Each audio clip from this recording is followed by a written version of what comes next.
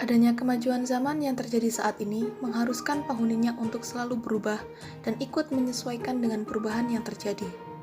Jadi tidak heran apabila sering terjadi perubahan dan pengembangan kurikulum.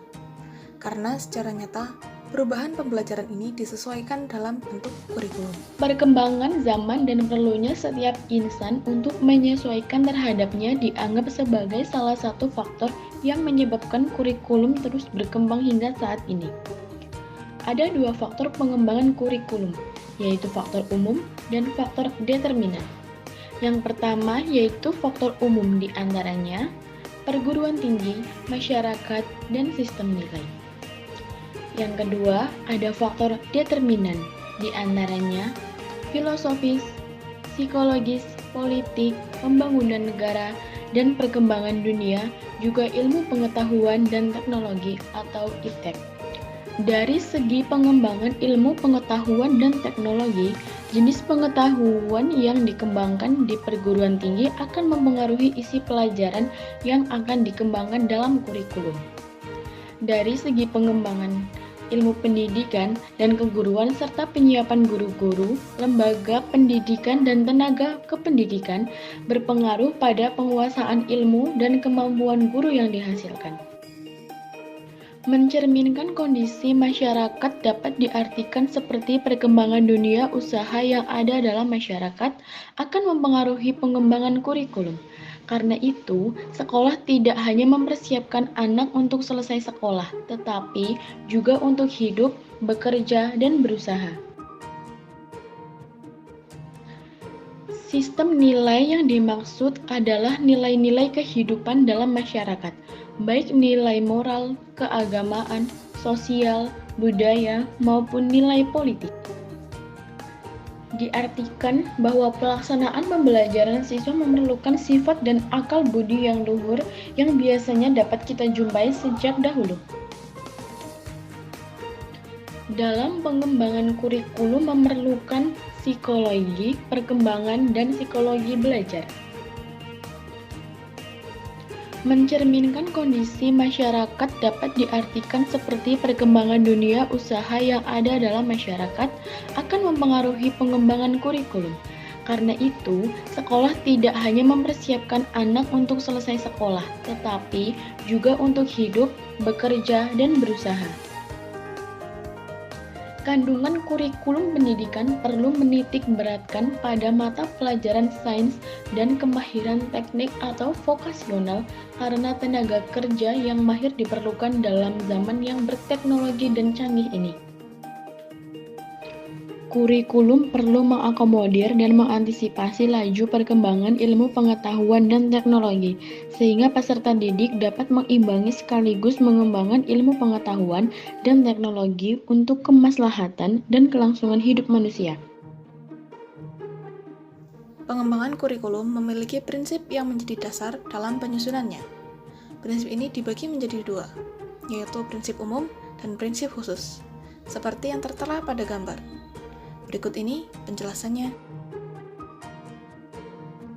Relevansi atau adanya hubungan antara pendidikan dengan beberapa hal, di mana beberapa hal ini yang dimaksudkan adalah hubungan antara kurikulum dengan kehidupan nyata, relevansinya dengan kehidupan yang sekarang dan akan datang, relevansi dengan tuntutan dunia kerja, dan relevansi dengan perkembangan IPTEK.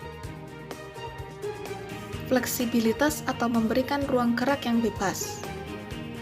Hal ini digambarkan dengan guru yang diberikan kebebasan dalam mengembangkan program pengajaran dan peserta didik yang diberi kebebasan dalam memilih program pendidikan yang sesuai dengan minat, bakat, kebutuhan, dan lingkungan dengan cara membuka program-program pendidikan pilihan. Kontinuitas atau keberlanjutan. Pernyataan ini dimaksudkan bahwa dalam pengembangannya, kurikulum memerlukan kesinambungan antara tingkat satu dengan tingkat yang lain. Praktis atau efisiensi bukan hanya mudah, namun juga perlu memperhitungkan penggunaan alat yang sederhana dan biaya yang murah, sehingga dapat diterapkan secara menyeluruh, bukan hanya pada sekolah-sekolah dengan fasilitas tertentu, namun hingga seluruh penjuru negeri. Prinsip efektivitas berkaitan dengan efektivitas guru yang dapat dicapai dengan menguasai keahlian dan keterampilan dalam pengelolaan proses belajar mengajar. Juga berkaitan dengan efektivitas belajar murid terkait seberapa jauh tujuan pelajaran yang ingin dicapai melalui kegiatan belajar mengajar. Prinsip berkenaan dengan tujuan pendidikan. Tujuan yang dimaksud dapat bersifat umum atau jangka panjang, jangka menengah, dan jangka pendek. Tujuan perlu bersumber dari ketentuan dan kebijakan pemerintah atau survei. Prinsip berkenaan dengan pemilihan isi pendidikan, maksudnya ialah isi bahan pelajaran harus meliputi segi pengetahuan, sikap, dan keterampilan, serta setiap unit kurikulum disusun dalam urutan yang logis dan sistematis. Prinsip yang berkenaan dengan pemilihan proses belajar mengajar memerlukan pertimbangan pada kecocokan metode dan penekanan kegiatan belajar melalui learning by doing, bukan hanya learning by saying and knowing. Prinsip yang berkenaan dengan pemilihan media dan alat pengajaran, maksudnya ialah dalam proses transfer ilmu, media yang perlu diperlukan haruslah dapat menjadi jembatan yang dengan tepat menyeberangkan ilmu tersebut kepada siswanya, sehingga mampu mencapai tujuan pembelajaran.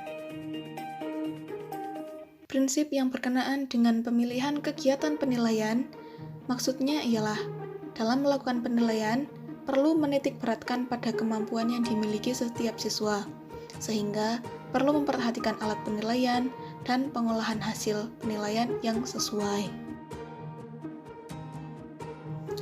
Kurikulum dalam pengembangannya memiliki desain yang masing-masing berorientasi pada pusatnya masing-masing.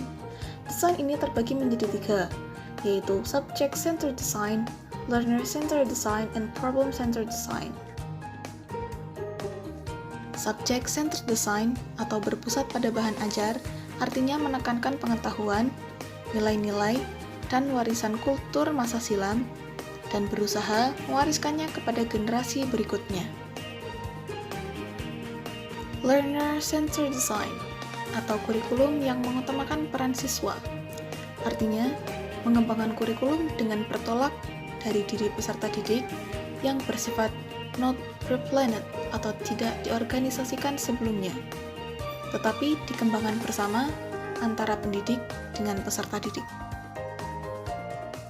Problem-centered design atau kurikulum yang berpusat pada masalah-masalah yang dihadapi masyarakat. Kurikulum ini berisi masalah sosial yang dihadapi peserta didik masa kini dan masa yang akan datang.